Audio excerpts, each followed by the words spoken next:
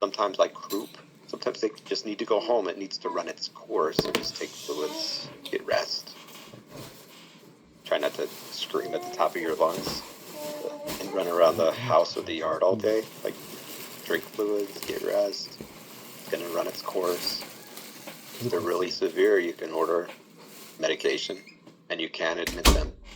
But otherwise, yeah, you can get patients home. They're more comfortable at home. And it's a lot cheaper to be treated at home than it is to be treated in a hospital. So anyways, I hope that kind of answered some of your questions. It's this one here, the patient was in okay shape. They have a chronic issue that's flared up and they're not that bad. So we had a lot of bedside options that were easy to do and gives us useful data. And yeah, we had time. We had time to play around and get that data. So that's why they scored it this way. Okay, yeah, I get it now.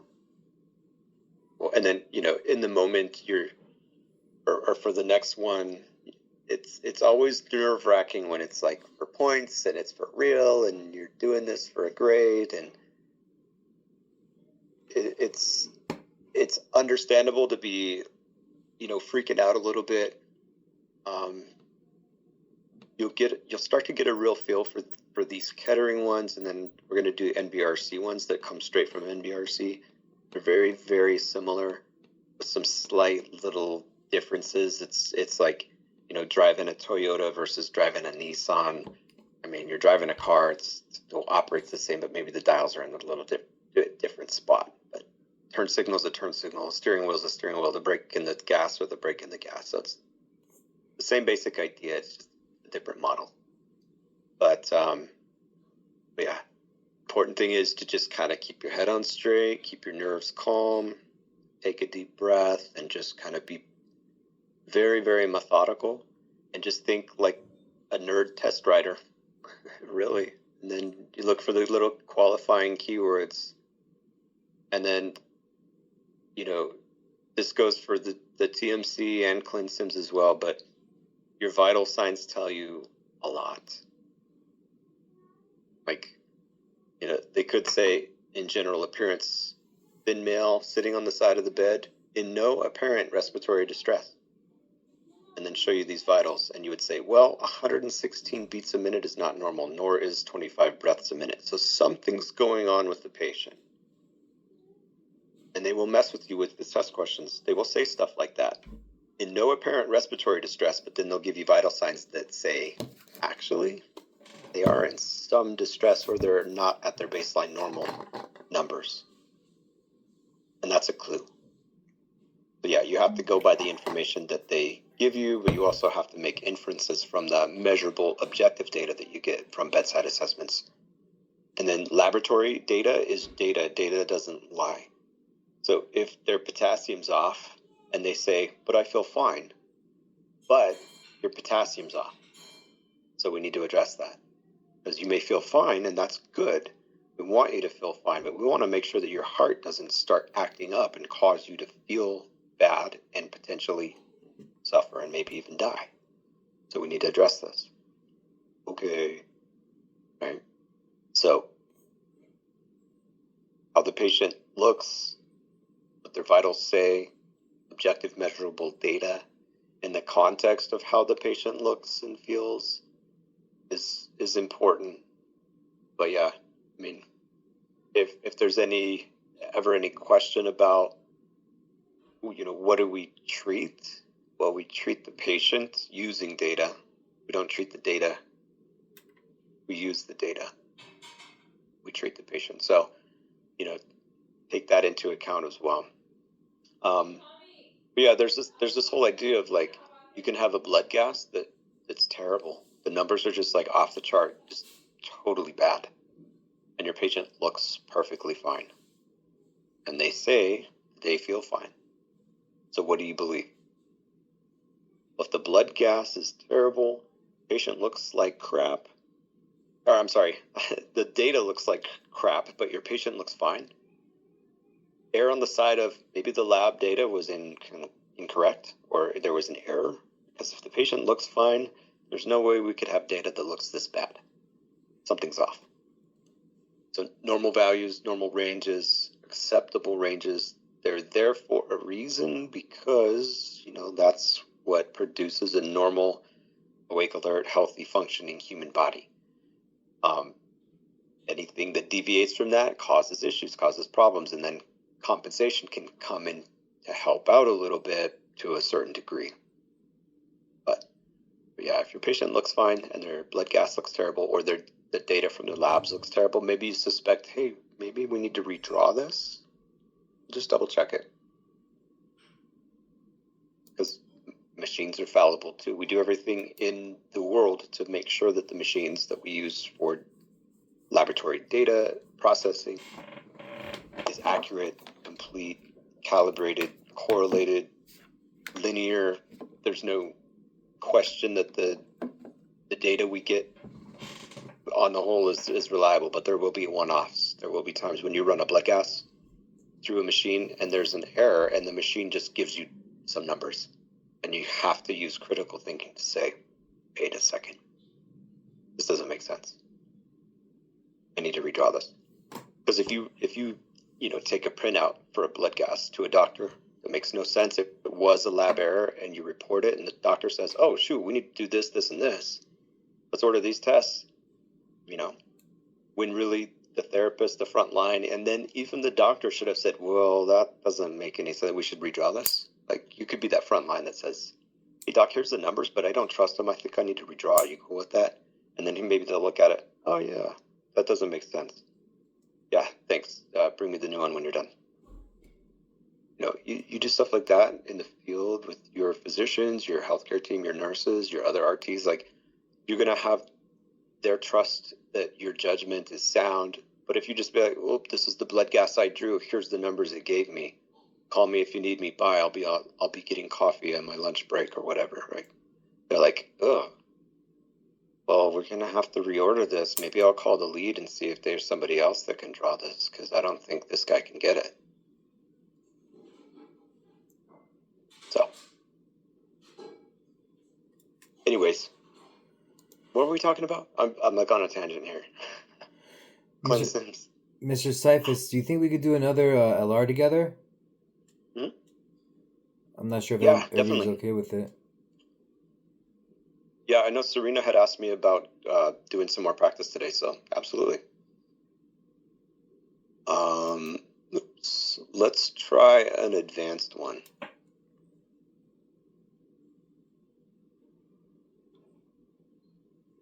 Can you guys see it okay? Do I need to zoom it in more? Is that okay? Yeah, that looks good. It's good. Okay. All right, so we've got a patient here. It says you're a respiratory care student on a clinical rotation assigned to the cardiovascular intensive care unit, so it's always important to know where you are. So we're in the CV ICU, so the patient probably had a heart procedure or heart surgery. At a large regional medical center, you're a senior student working with a staff therapist who will be your instructor for the day. You've been assigned to several patients from the staff therapist to deliver respiratory care throughout the day. Your instructor has provided you their cell phone and has assured you they will be in the unit at all times while you are giving care. Your first patient is Mrs. Roberts, a 77-year-old female. Always important to know who you're treating. Post-op aortic valve replacement. Okay, so the aortic valve was replaced. That's an open heart, very invasive procedure for a major part of the cardio system. She weighs 118 kilograms. Okay, she's a big mama, but she's also pretty tall. So she's slightly overweight. You now proceed to Mrs. Roberts' bedside. She's been back from surgery for only about 30 minutes. Okay, so she might be still groggy from anesthesia and the whole procedure. Doesn't say she's intubated. Oh, yeah, it does. Okay, she's presently intubated with 7.5 ENT, so endotracheal tube taped at the 23 centimeter mark. So I'm now looking at 23 centimeters and 5'10". Looks good. 7.5 for female. Looks good. Pulmonary artery line is in place, so they're telling me I can get hemodynamic data. I love it. Very important with post-op, especially for, CV-ICU and aortic valve replacement. She's being mechanically ventilated with the following settings. She's on assist control, volume control 400, 14, 45, and 7. Most recent ABG shows the following. She's acidotic. Okay, life function number 1. So just in reading this blood gas, I need to basically stop what I'm doing and say I need to increase the minute ventilation. That's the only thing I need to be focused on moving into this next section. Before I even look at the choices, she's acidotic, it's respiratory. Bicarb's normal, SATs are okay, PO2's okay, so it's respiratory acidosis. Your instructor asks you to suggest changes to the ventilator based on this last ABG. You would recommend which of the following. If she's being hypoventilated, probably the 400's to blame. She's only one unless directed to make another selection in this section. So she's 5'10", which means she's 10 inches over 5 feet, and I can give 2 kilograms, so I multiply by 2 for each inch over 5 feet. And then I'm going to add 50 kilograms for the 5 feet. So her ideal body weight should be around 70, maybe 72. We could push that up. Lowest acceptable tidal volume range should be 6 for a patient who has healthy lungs. It doesn't say she's got ARDS or anything else going on. So 420 is the lowest, quote unquote, acceptable tidal volume I should be shooting for. She's at 400, so it's the 400 is the problem. Now, if she's 70 kilograms times 8 mLs per kilogram, I could go up to like 550, 575 probably. I probably don't want to push it up to 600. So somewhere between 450 to 558, I'm okay with. Choose only one unless directed to make another selection. I'll include the history here. Can you guys, you could see the calculator too, right? It was showing up. Yes. Yeah, we can see that. So stick to 5 to 8, not 5 to 10 like Kettering says? Actually, NBRC wants us to tighten that range up a little bit and go with 6 to 8 for normal healthy lungs. Got it. So for especially initial vent settings. Now this patient's already on the vent and we have the blood gas. So if we need to, we can push, based on ABG and data, we can push that 6 to 8 up to like 5 to 10. We could even, technically speaking, it's not often that you have to, but sometimes you do, go past 10 mLs per kilogram. It is sometimes acceptable, but never for initial settings. And then here, she's already on the vent. We've already got blood gas. This isn't an initial vent setting. So initial 6 to 8, unless you are told they have ARDS or acute lung injury, then stick with 4 to 6 for initial settings. Okay, so my initial math here, I can push that up a little bit. So I could technically probably go up to 600. Wouldn't want to go from 400 to 700. You know, maybe eventually we get there, but you know, we want to make small incremental steps in the right direction rather than big giant jumps, because we might overshoot or we might cause harm or damage. But choose only one. So I see an option that says increase the tidal volume to 600. That's got my attention. I would prefer 550 personally, because it's a little bit less of a big jump. But if there's no other options that make sense, that might be the best choice. So she's at a rate of 14 right now. It doesn't tell me she's doing any other breaths aside from the 14. She's only been 30 minutes and she just had a major surgery, so she's probably fully sedated, probably riding the vent. So I can increase the mandatory rate. I could increase the the inhaled tidal volume. I need to increase the minute ventilation based off of this data though, for sure. So change to VC, SIMV, volume controlled SIMV. I have no indication that that's going to help at all. I don't see that she's taking spontaneous breaths. She's not hyperventilating. She's hypoventilating. Increase PEEP to 10. It's not oxygenation. That's not going to help anything. Plus, she just had heart surgery. We don't want to make the heart do extra work. Increase tidal volume to 800. I don't like that. I don't want to double the tidal volume. That's too high. Increase the mandatory rate to 22. From 14 to 22, that's also a big jump. That's adding an extra, what is that? An extra 8 breaths a minute. I'm at 14, so that's almost, what, a 70% jump? That's a big increase. Decrease mandatory rate to 12, that's a step in the wrong direction. So I can take some of these out right away. 22 is a bigger jump, I feel, than from 400 to 600. So I have a backup in mind. If I choose tidal volume, and it says pick again, I can go with the rate. Those are the only two that increase the minute ventilation for this respiratory acidosis. So those are the only two that are going to address the problem. 800 is technically effective, but it's unsafe. So let's go with choose only one. Instructor agrees. Very good. Proceed to the next section. Okay, your instructor would like you to evaluate Mrs. Roberts' cardiopulmonary status. So that's a specific area of the body and body functions. So I don't want to do anything like bowel sounds. Maybe pedal edema because it's collecting fluid in the lung and the legs or lungs can tell you if there's heart problems, but I really want to stick with cardiopulmonary. So it says here, which of the following would you now recommend as part of the assessment? Select as many as you consider indicated. Electroencephalograph, that's EEG, that's not cardiopulmonary. AP chest radiograph, that's cardiopulmonary imaging, but it's not, that's, a test that requires machinery. I want to use my eyes and ears first. Troponin level, okay, that's a lab that is cardiopulmonary, cardio mainly. Serum glucose, that's sugar related, that's metabolic, so not really that important. Babinski reflex, that's neurological. Exhale tidal volume is pulmonary. SVC, she's probably sedated. I can't do that on the vent anyway, so that one's out, even though it would be a cardiopulmonary. Ventilator settings, absolutely. I want to know what her settings look like. And then you could make the argument like, well, don't we already know what the settings are? She's now at 600 mLs. Her PEEP is 7. She's on 45%. She's at a rate of 14. Yes. But it's offered here and it's easily, quickly done at the bedside. And it does say, hey, monitor the cardiopulmonary status. So you should probably make sure you check the settings, which include alarm settings, which we don't have already given. Serum electrolytes, those are important, but they are more metabolically related. However, it does affect the cardio status as well, so we'll put a pin in that one. Pupil response, neurological, nope. CBC, yes. Peak and plateau pressure, yes. Vital signs, absolutely. Chest tube drainage, you come out from a major cardiac surgery and you go to the CVICU, you're more than likely going to have at least one chest tube. SVO2, we do have a pulmonary artery catheter in place. It does say that. Let's see, where was that? PAC is in place. So we can get the SVO2, we can check the wedge pressure. So that's all applicable.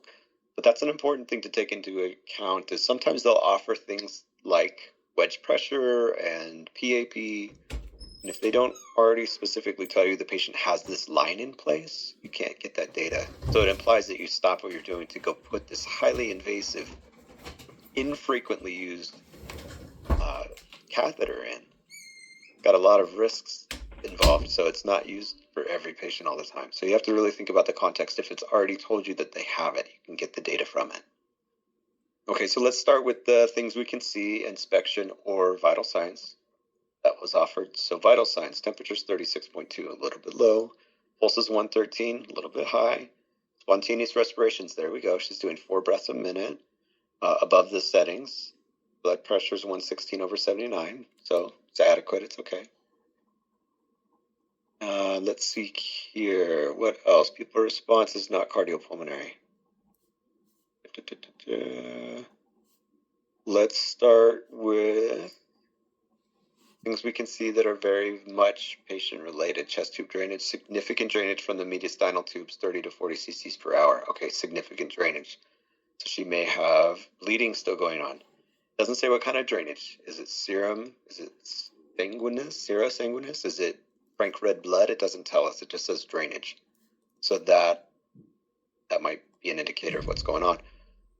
If it just said frank red blood coming out of the chest tube, you need to say, hey, nurse, or just do it yourself. Call the surgeon back and say, hey, they're bleeding still. And they're probably not going to have a good blood pressure. They'll have a really crappy one. They need to go straight back into surgery. That needs to be repaired, or they're going to die. Okay, bedside stuff that I can visualize. I'm going to look at the settings next. 614, 45, 7 to PEEP. They didn't give us any of the alarms, but I'm pretty sure that's still worth the point here. Exhale tidal volume is 600, so there's no leak. Okay, looking into anything that's bedside that's applicable. And peak and plateau I can do at the bedside because I have a ventilator at the bedside. PIP is 28, plateau pressure is 18. Nothing crazy there. So good, healthy lungs, nice and stretchy. No acute abnormality in the lung tissues. I'll bet if we get a follow-up blood gas, this 600 made a big difference to that acidemia. Okay, now we do have other data collection we can get with this BAC in place. SVO276, that's good. Wedge pressure is 12, high end of acceptable, but it's showing that the left ventricle is doing its job. It's pumping out blood, and we see the blood pressure was good too. So, yeah, seems like the ticker's working.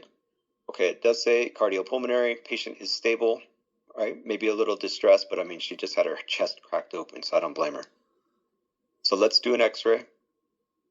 Moderate cardiomegaly, okay.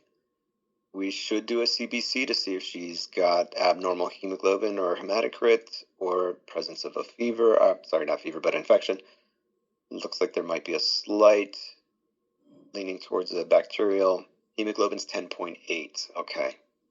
All right. So she's anemic. She's got low blood counts. Let's see here. This is cardiopulmonary. Troponin happens when there's death of tissue. Yeah, I don't think that we're going to see an abnormal troponin with this because she had a valve replacement. It wasn't an MI. Electrolytes, if we did a CBC, we might as well get the lights as well. Useful data. We're good. Sodium's a little bit low. Potassium's okay though. So a little bit low, so might have some extra fluid in the system. But let's really pump the brakes now because we've been selecting a lot of stuff. Let's see what else is going to be necessary here and look at the numbers. So I see 1, 2, 3, 4, 5, 6, 7, 8, 9, 10, 11, 12, 13, 14, 15, 16 options. And we have selected 1, 2, 3, 4, 5, 6, 7, 8, 9, 10. So I don't think glucose is going to get us points. I don't think troponin is going to get us points. I know EEG is not going to get us points. I can't do the SVC. It's not going to get points. Pupil response is not cardiopulmonary assessment. So I think we're done. We're good. We're done here. Instructor asks you to evaluate the following bedside chart information. Okay, so we've got some data here. Let me see. If I make this larger, does it format weird for you guys? Is it still legible? Kind of stretching this out It's on still my end. legible. Okay, just trying to get as much in the screen as possible, but we actually have it down here, so we can just read it there. Okay, so bedside data in the chart. So at 1 p.m., wedge pressure was 11, went up to 12, went back down to 11. That's fine. Wedge pressure of 11 and 12 is good. SVO2 76, 70, 65. Uh-oh, that's a problem. SVO2 is dropping, tissues are not getting oxygenated. So we've probably got a drop in cardiac output between 1 and 3 p.m. That's probably what this is telling us. Mean arterial pressure is trending downwards, so cardiac output's probably dropping. Urine output's going from 30 to 15 to 12, so kidneys aren't getting perfused. Tissues aren't getting oxygen. Mediastinal tube drainage from 26 to 2 to 0. So the drainage has stopped, probably because the perfusion stopped. Plateau pressure stayed the same. It's not a lung problem. CVP 6, 8, 13. CVP is going up. Interesting. So they're getting blood backed up into the venous system. It's not making its way through into the right heart and into the lungs. Mean pulmonary artery pressure has remained the same. Okay, so we've actually got like something going on in the right heart now. So what is the most likely cause for the changes that occurred in the assessment from 1 to 3? So CVP is rising. I'll bet you cardiac output's dropping as well. Retention, pneumothorax. Plateau pressure stayed the same. No. Excessive PEEP. No, it's only at 7. That's not, it's barely above normal. Excessive ventilating pressure. What happened again with our wedge pressure stayed the same. So no, it's not PEEP or ventilations. Congestive heart failure, that's got my attention. Pleural effusion, cardiac tamponade. Tamponade's got my attention too. Cardiac output's dropping, blood flow's building up in the venous system. It's not, heart's not going well. So CVP is rising. I don't think it's a lung problem. It's not a ventilator problem. CHF, I don't think it's pleural effusion. There's no evidence of that. It's either tamponade or heart failure. What's most likely to happen with the patient that had a valve replaced is not that they suddenly developed CHF, but they did develop a bleed in the heart muscle or the sac around the heart muscle. Bet you that's it. Instructor agrees, very good.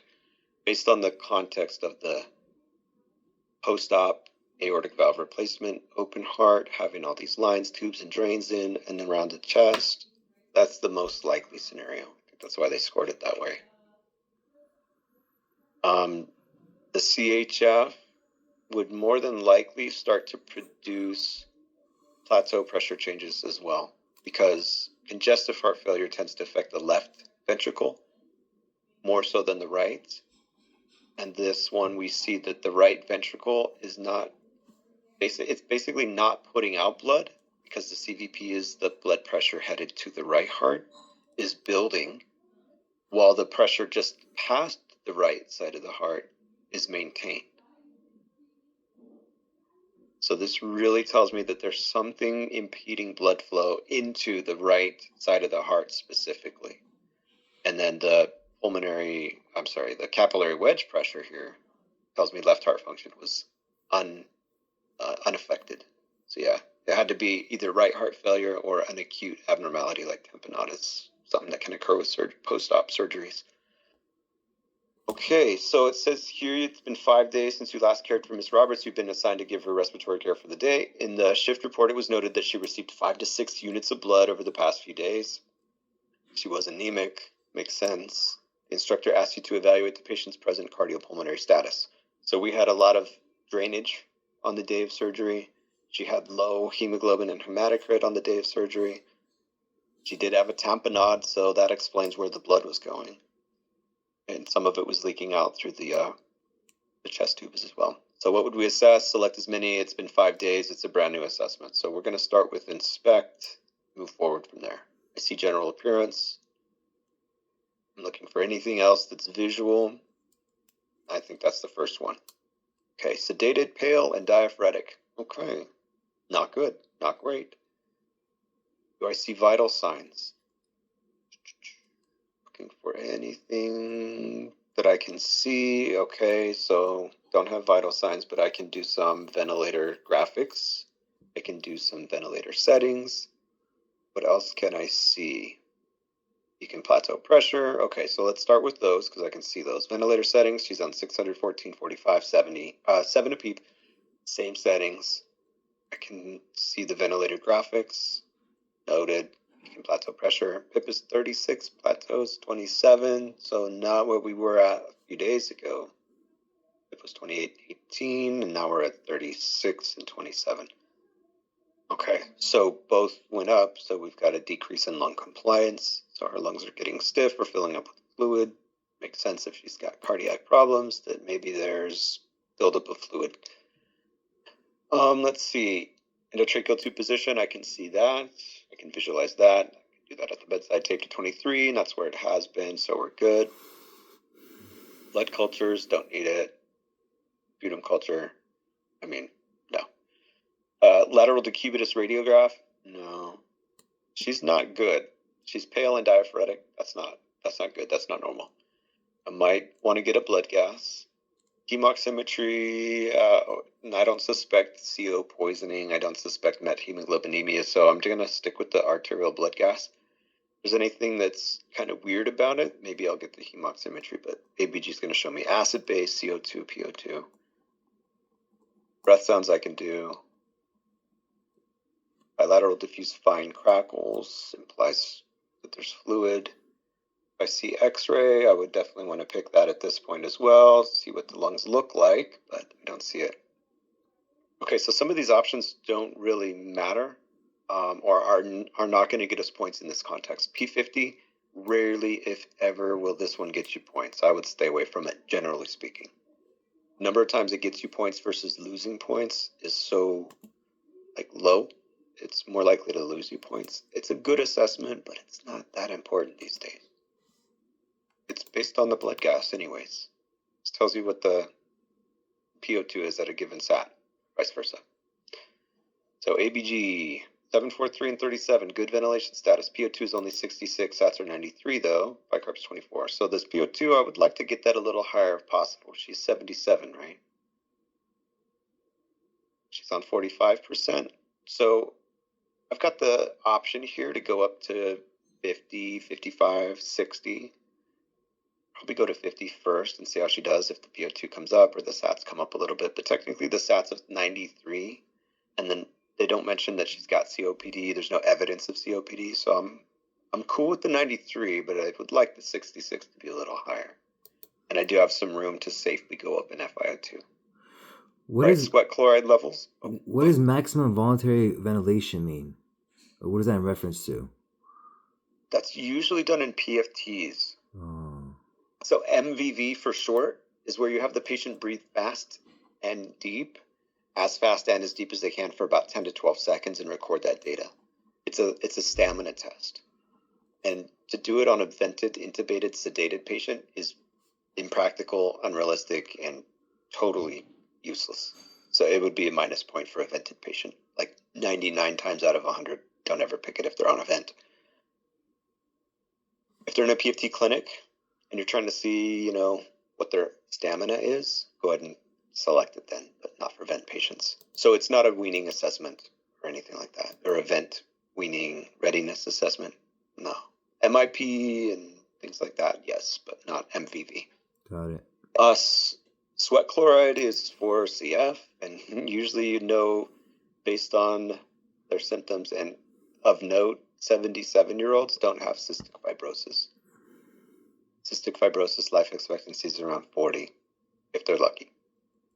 Hemoximetry, I don't see anything in the blood gas that tells me I need to get hemoximetry. There's nothing in the assessment. If she had brownish nail beds, or if she'd been exposed to a fire or burning something, maybe, but no. MEV, like we just talked about, no. Sputum culture, blood culture, lateral decubitus, tracheal reflexes. I mean, she's sedated, so her reflexes are going to be, she's intubated. So what do I care about reflexes? Plus there's nothing here that's really standing out that we need to get points. Let's just make sure we're good with the numbers though. 1, 2, 3, 4, 5, 6, 7. And then there's 1, 2, 3, 4, 5, 6, 7, 8. We're good. We're at that 50-50, nothing's jumping out. But let's think about what the next page is going to say. Present cardiopulmonary status, right? That's what they asked. Which of the following would you assess? Select as many. What do we think the next page is going to be all about? We've got a patient with stiffening lungs. She's got fine crackles, bilaterally diffuse. She's a little bit hypoxemic, and 45%. So just going out on a limb here, do you think they're going to ask us to do something on the next page? And if so, what do we think we might want to be doing? Things like chest x-ray to look for infiltrates, maybe some lab work to see what the fluid levels are. Maybe we can get the CVP again. The CVP was rising.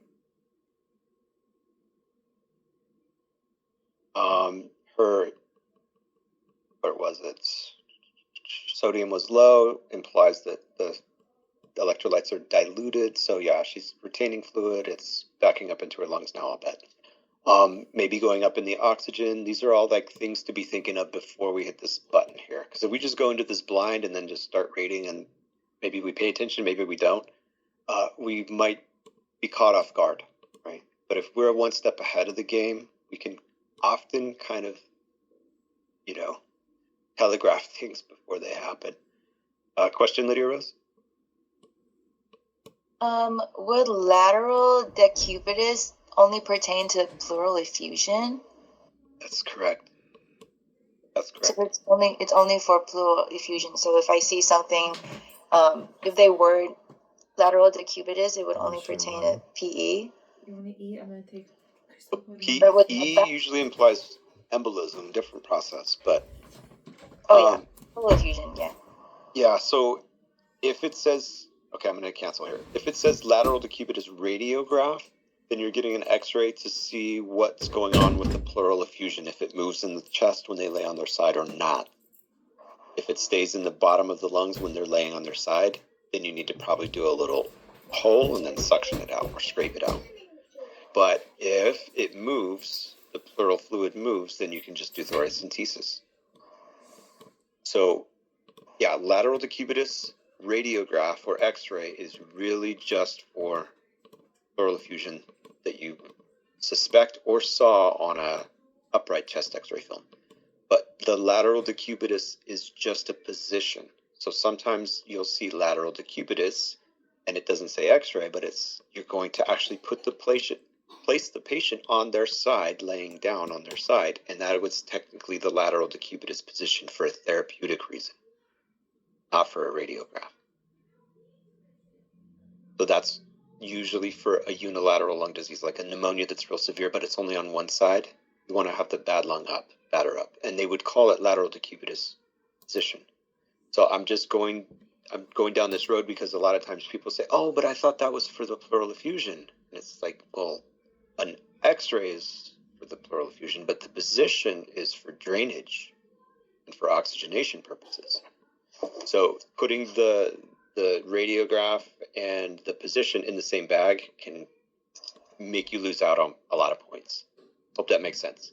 So we just kind of separate those out. Lateral decubitus is just a body position, and then what it says after that, radiograph, is for a pleural effusion. Got it.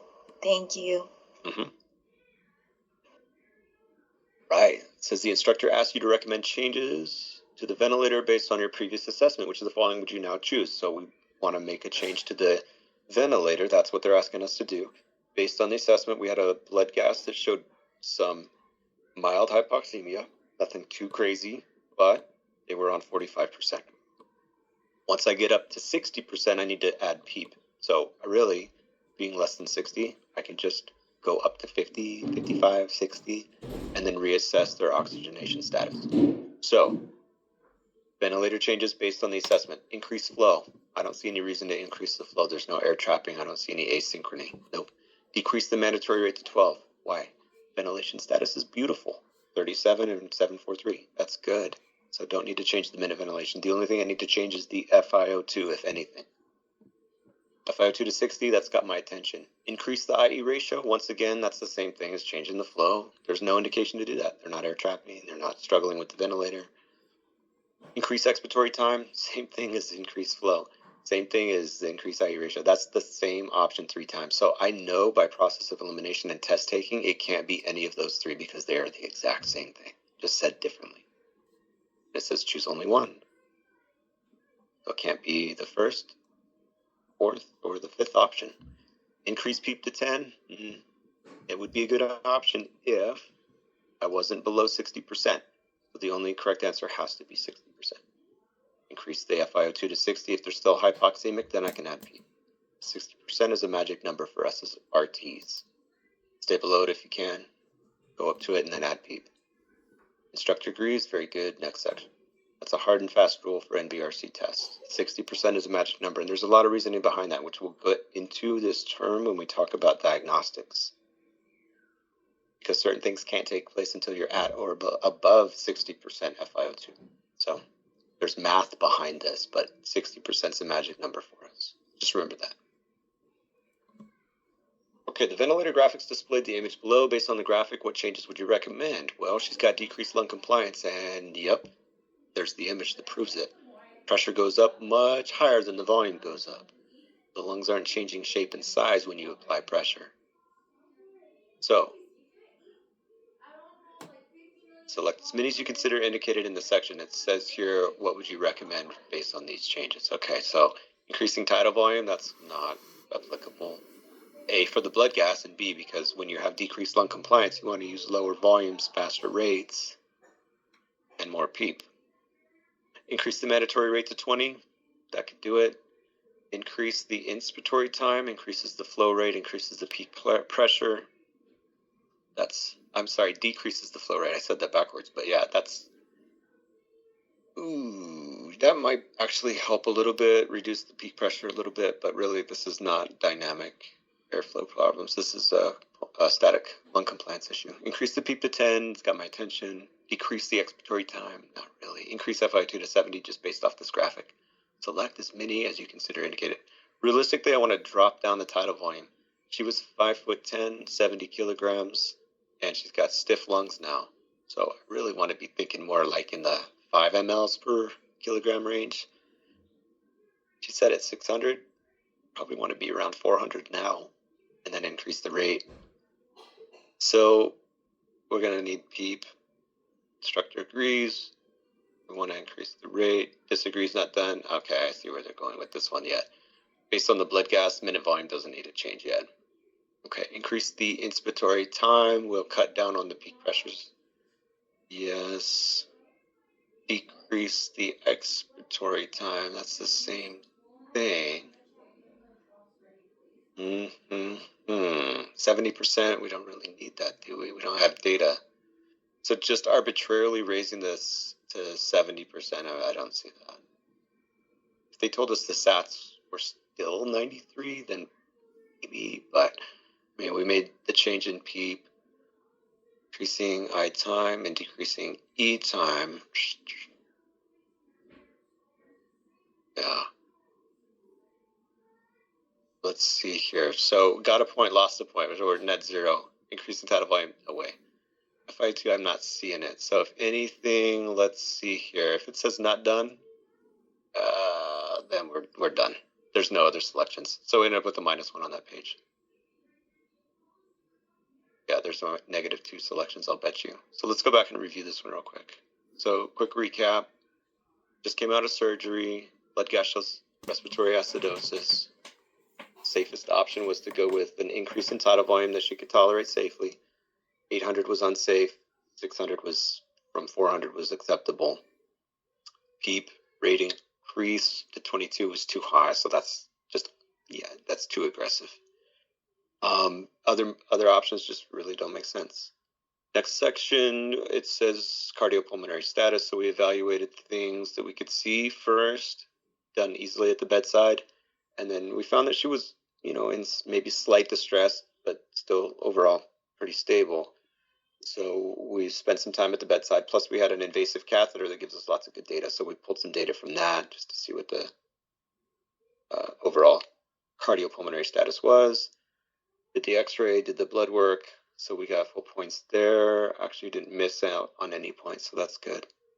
So it's important. We stuck with just cardiopulmonary stuff.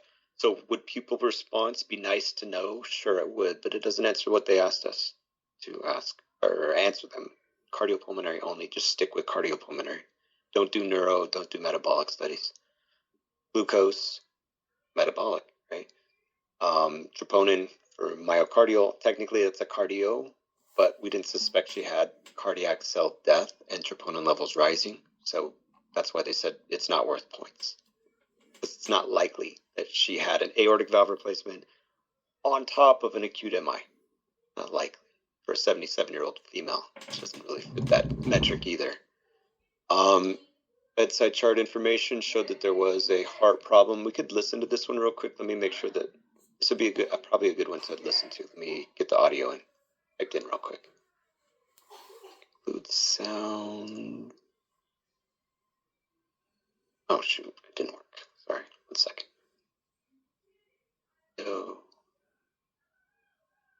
Oh no, it won't let me include the sound. I don't know why. Okay, well anyways, we could rule out lung problems. We ruled in heart problems, then we were left with 2. CHF didn't really fit the bill though with this wedge pressure. Yeah, not at all. And the map going down, CHF doesn't make any sense for that. It had to be an acute cardiac issue. All right, next section, it says it's been 5 days. She's been given a lot of blood, and then we'll ask us once again to evaluate the present cardiopulmonary status. Select as many as you consider indicated. So we stuck with anything we could do at the bedside that was visual first. We can look at the vent, we can look at the patient first. Right, general appearance said she's sedated, pale, and diaphoretic, so not good. So that's kind of got my alarms ringing like, okay, something's not right. And then we can just do quick visual stuff. So we got ventilator graphics, peak plateau, settings, etc., etc. It just said noted for the graphics, but it did score it because you can just look easily.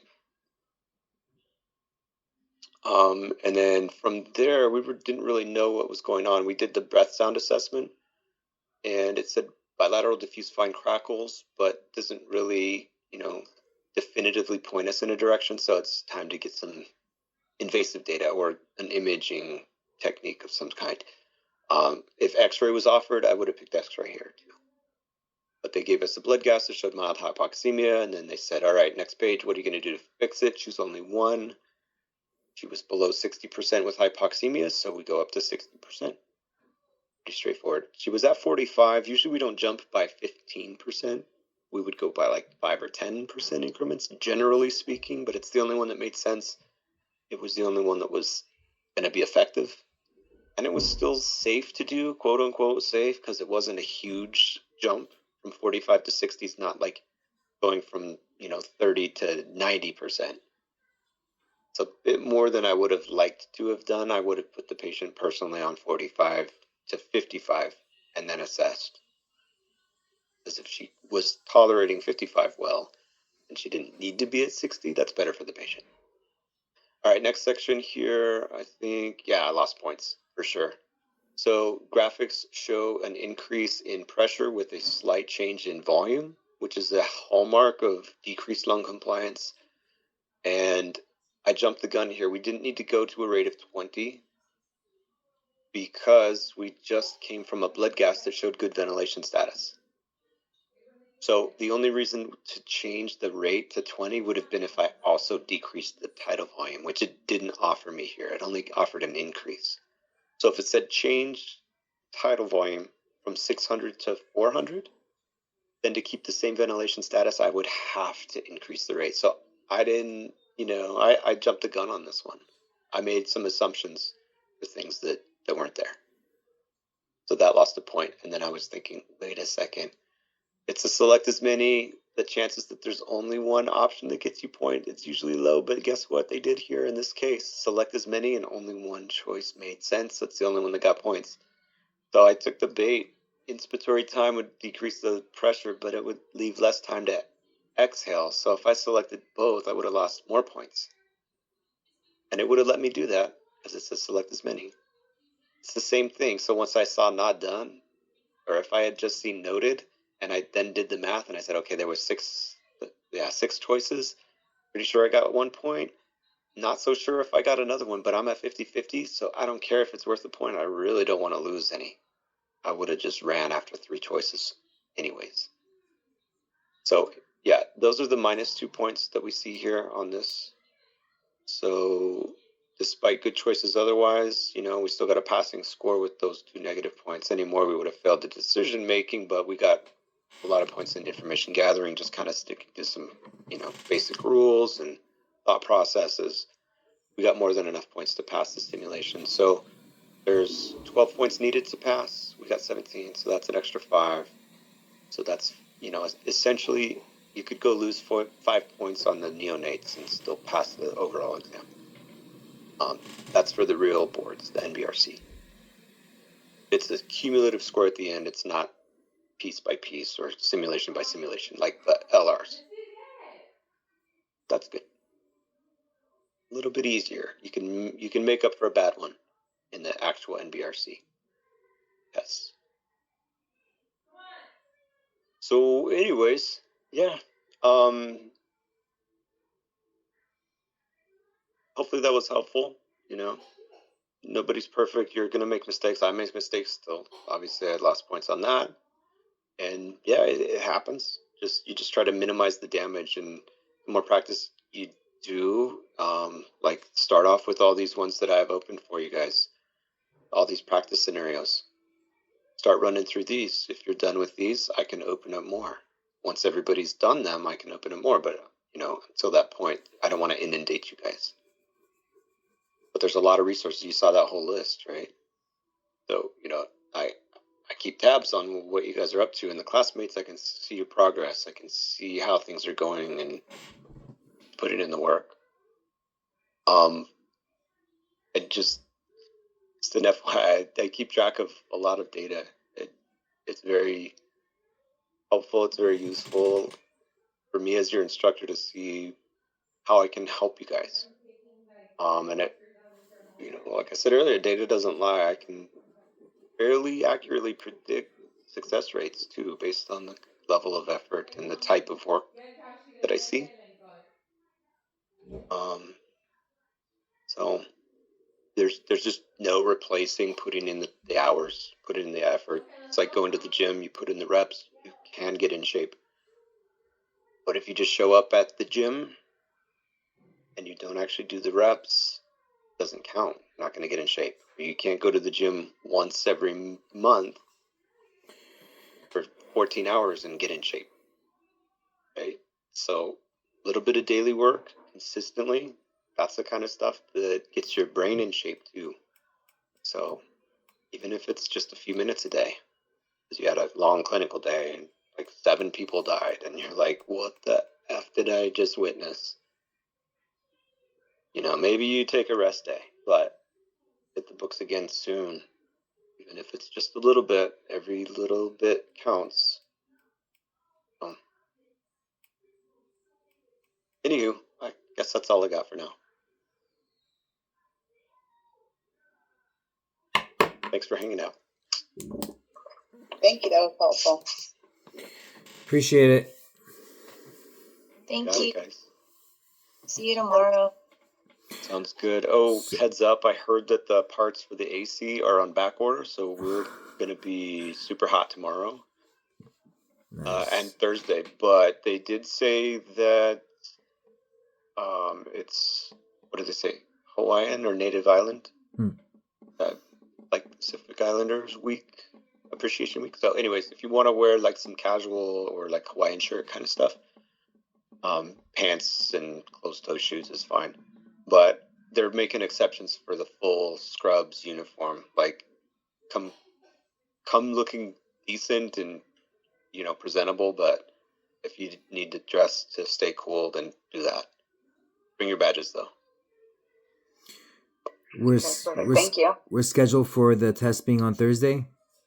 Yes, Thursday this week. And then if we can get to the point between tomorrow and Thursday, getting kind of prepped for a test next Wednesday, that's kind of what I'm hoping for. But we got a lot of ground to cover still, too. And I'm hoping to test next Wednesday for Module 3, but we'll see how it goes.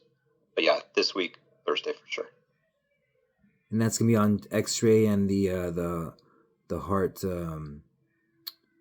funk. Yeah, okay, cool. Yeah, EKGs, monitoring, invasive, non-invasive, and X-rays. Cool. Do you see the SILS to be a good source to study from as well? Yes, as an added source to the study guide. Okay. But I love the SILS book. I think what's in the SILS book is awesome. And it's geared towards, it's like a long, more in-depth version of the study guide, the Kettering study guide.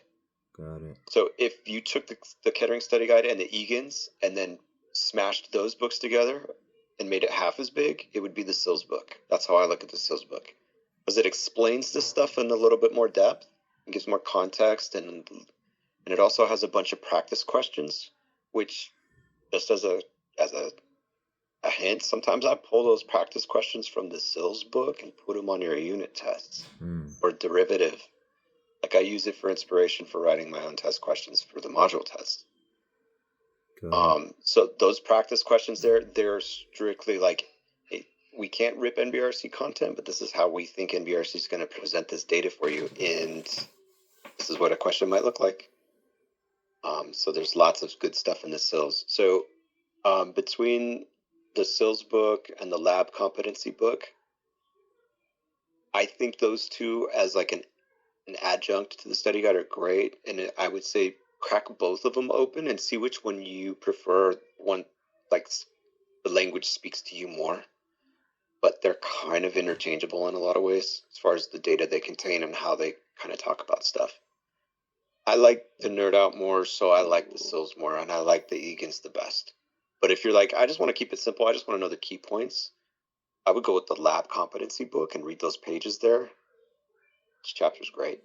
If you're kind of like, okay, I want to be somewhere between easy dumbed down, just like the bullet points, the bare minimum, and somewhere between the Egan's, SILS.